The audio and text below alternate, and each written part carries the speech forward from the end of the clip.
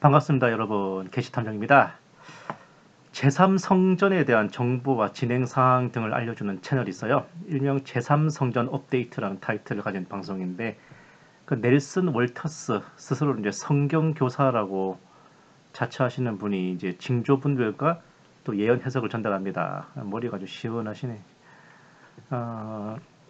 사실 본 게시탐정은 이분이 쿠슈너 적그리스도서를 믿고 있는 것에서 이미 좀 피식했는데, 밑에 있는 그 제3성전 예언 업데이트라는 방송이 좀 흥미가 생겨가지고 살펴봤어요. 내용이 즉 이스라엘의 성전산을 넘겨주려는 쿠슈너의 계획이라고 합니다. 그 위에 방송 보시면은 하나님께서 적그리스도의 첫 행보를 예언하셨다. 쿠슈너의 성전산 조약은 다니엘서 9장 27절 말하는 거겠지. 아유, 저런 거 믿고. 사실 여기서 조금 흠칫했어요. 이 방송, 그러니까 이거 제3성전 예언 업데이트 방송 순서가 이제 뭐 비밀 계획 공개, 제3성전은 언제쯤 실제로 모습을 드러내나, 쿠슈너의 3단계 계획, 사우디아라비아의 비밀 역할, 다종교는 합법적 진입로, 요르단의 이를 막을 수 없는 이유, 진짜 그래, 이란 전쟁, 땅 분할, 요엘서 3장 2절, 곡과마곡의 도화선이 작동하기 시작했다. 에스겔 38장. 제3성전 건설 일정이 몇 년이 아닌 몇 달로 단축됐습니다. 넬슨 월터스 유튜브 채널. 이게 아가페 목장에 올라왔길래 사람들이 막 좋아라 하더라고. 본 게시탐정은 이참에 한번 제3성전 관련 징조분별의 대가를 자처하는 저 넬슨 월터스를 상대로 일종의 대련을 해보고 싶어졌거든. 과연 저분이 본 게시탐정을 감탄시킬 수 있는 실력자인가 좀 시험해보고 싶어졌어요. 게다가 저 영상에서 말하는 대로라면 제3성전은 올해 2016년 10월 어간에는 건립돼야 된다는 내용이기 때문에 여기에 대한 검증을 아니 할 수가 없었기 때문입니다. 우선 방송 내용을 정리하면 이래요. 이거 보실 필요 없이 제가 방송 내용 다 요약해서 정리해드릴게요. 제라드 쿠슈너가 성전산을 이스라엘에 되찾아줄 계획을 추진하고 있고, 성전산에 제3성전을 건립하는 데는 2달이면 충분하다. 2개월이면 충분해. 제사장 의복, 성전 기물은 이미 준비되어 있고 붉은 암송아지 전기를 내도 이미 치러졌다. 거대한 성전까지도 갈 필요 없다. 출애굽때 성막처럼 성전산에 천막 구조물을 설치하여 알박게 하면 된다. 유대인의 성전산 접근권을 확보하고 계획서에 서명한다면 전 세계가 깜짝 놀라게 될 것이다. 쿠슈너가 이슬람 지도자들과 물밑에서 협상 중인 계획은 성전산을 무슬림 영역에서 다종교 센터로 지정하고 유대교, 기독교, 이슬람 세 종교의 동등한 기도 권리를 보유하고 성전산의 관리를 요르단에서 이스라엘 통제하로 이전하는 거다. 이미 30년 전 헤브론에 아브라함 모스크 전례가 있다. 무슬림 모스크를 다종교 센터로 강제 개방하여 접근권을 확보하고 현재 63%가 유대인 영역, 37%만 무슬림 영역이다. 쿠슈너와 그 허커비 주 이스라엘 미국 대사는 그 모델을 성전산에도 적용할 계획이다.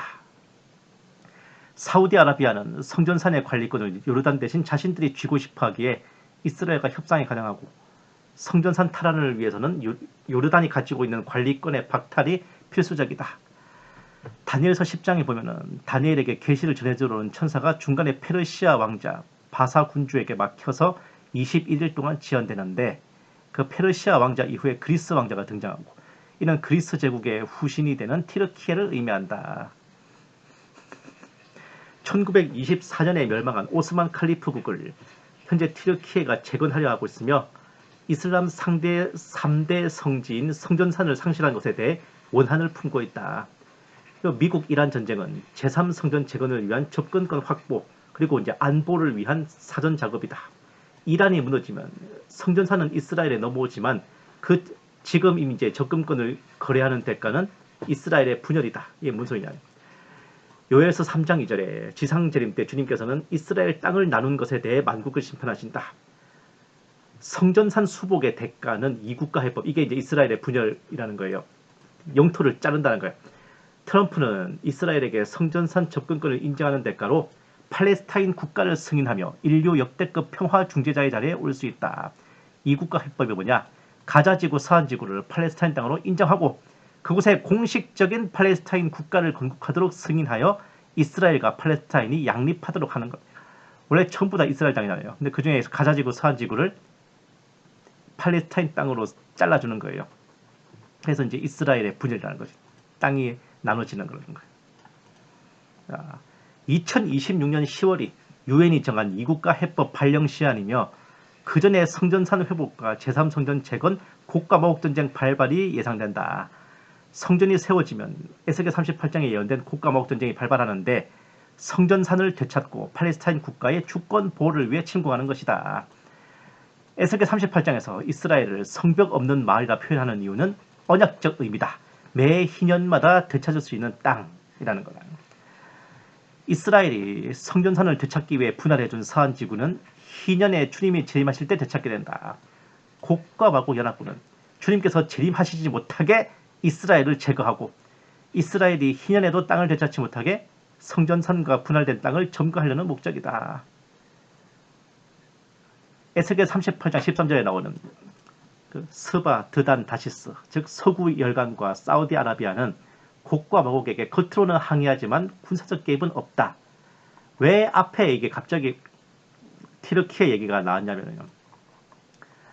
곡과 마곡 연합군은 티르키예가 주도한다. 즉 성전산을 이스라엘이 차지하니까 이제 티르키예가 도저히 못 참겠다. 거기를 우리가 차지하겠다 해서 쳐들어온다는 거예요.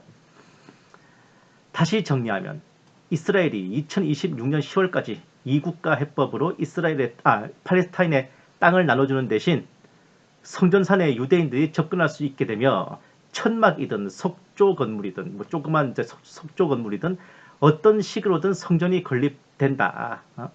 이후 성전산을 되찾으려는 곡과 마곡 연합군이 침략해 오지만 하나님의 개입으로 연합군이 괴멸된다는 것이다. 현재의 미국-이란 전쟁은 중간 단계에 해당하고 올해 2026년 마지막 여정을 기다리는 중이며 성전 건립 기간은 2달이면 된다. 못해도 8월달에는 세워야 되는 거 아니야? 이제 2달밖에 안 남았는데 도널드 트럼프 혹은 제라드 쿠슈너가 접근을 수도로 예상된다. 여기까지입니다. 본 게시 탐정의 추리가 시작되는 건 여기서부터예요. 일단 제3성전부터 한 말씀 드릴게요. 2000여 년 만에 세워질 최후의 성전은 그런 꼼수와 개수작으로 알박기에서 세워질 물건이 아니야. 유대인들이 그 간단한 걸 몰라가지고 이 기나긴 세월을 통곡의 벽에서 쳐다만 본 게 아니라고요. 성전은 모든 기물이 다 완비되어야 건립 가능해.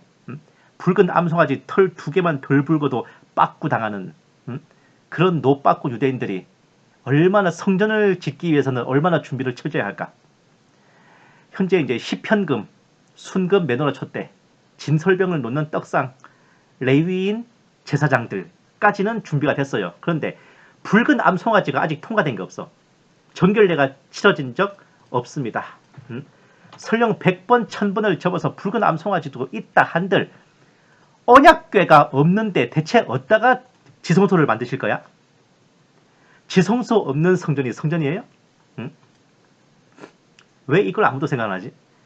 솔로몬 성전 파괴 이래 사라진 언약궤를 대체하는 게 언약궤를 놓은 바위제단이야.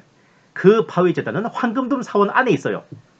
죽되든 밥되든 황금돔 사원을 없애버리고 그 바위제단이 있는 자리를 지성소로 해야만 성전이 된단 말이야. 즉 황금돔 사원이 거기 있는 한 제3성전은 미션 임파서블이다. 이렇게 황금돔 사원 옆에다가 뭐 성막을 세우는 이런 그림 자체가 이건 그냥 제3성전도 뭣도 아닌 거예요. 바로 저 황금돔 사원 자리에 지성소를 세워야 성전이 됩니다. 이 황금돔 사원 그 오마르 모스크 안에 바로 이 바위 제단이 있기 때문에 만약에 황금돔 사원을 부수지 않고도 성전을 세우려고 한다면은 언약궤를 찾아와야 돼요. 론 와이어트 같은 사기꾼이 왜 유명해졌냐? 이 황금돔 사원을 부수지 않고도 언약궤를 찾으면은 성전이 세워지니까 그 열망을 이용한 사기를 쳤던 겁니다. 언약궤가 여기 있다 저기 있다면서. 그리고 분명 말씀드리지만 붉은 암송아지 정결례 없었습니다. 거의 수천 년 역사에 단 9마리밖에 없었다는 붉은 암송아지가 10번째 통과돼가지고 정결례가 치러진다면 이스라엘의 국가급 행사 겸 전 세계급 대행사가 돼야 정상이야. 전 세계 유대인 공동체들 난리합니다. 이스라엘에서도 난리가 나요.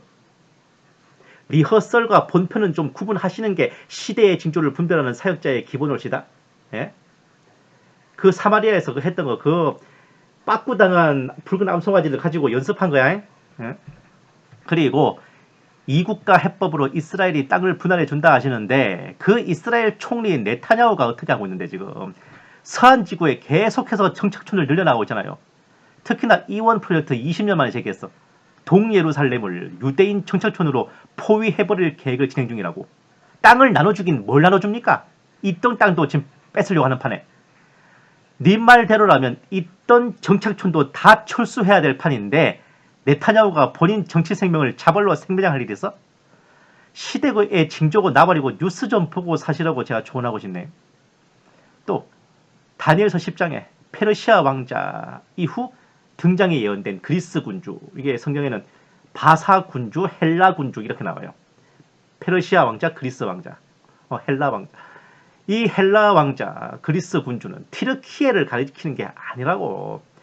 다니엘 당시 페르시아 제국이 그러니까 다니엘 당시에 있던 그 페르시아 제국이 이후에 이제 알렉산드로스에게 멸망하고 헬라 제국이 들어선다라는 예언이죠. 이제 뭐 얼마를 건너뛰는 거야. 그리고 티르키예가 역사적으로나 민족적으로나 대체 그리스하고 뭔 상관인데? 티르키예는 민족적으로는 투르크미족, 돌골족이라고, 역사적으로는 돌골 제국 및 이슬람 제국의 일부입니다. 최후의 이슬람 제국이 오스만 투르크 제국이거든. 시대의 징조를 똑바로 분별하기 위해서는 역사 공부도 필수적이다. 그리고 곡과 마곡 연합군의 주도자가 티르키예라 하셨습니다만은 거기는 연합군에 포함된 도갈마 족속이고 곡과 마곡 연합군의 수장은 마곡 왕이자 로스와 메섹과 두발 왕 곡입니다. 곡. 러시아 대통령 푸틴이 두 눈이 시퍼렇게 뜨고 있는데 에르도안 따위가 대장일 리가.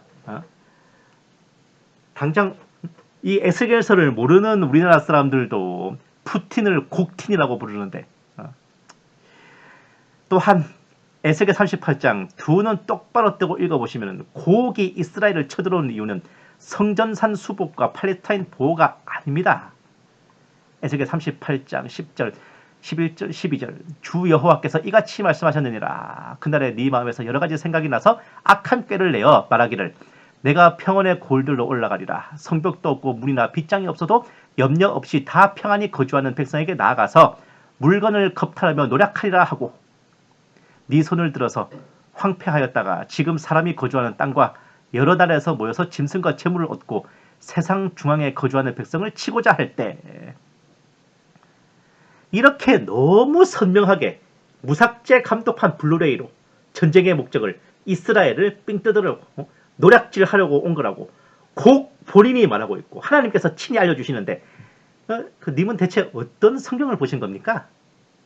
그리고 성벽도 없는 땅이라는 말을 곡이 하고 있는데 곡이 뭐 언약이고 희년이고 이런 거 알아요? 어디서 약을 팔아 이씨.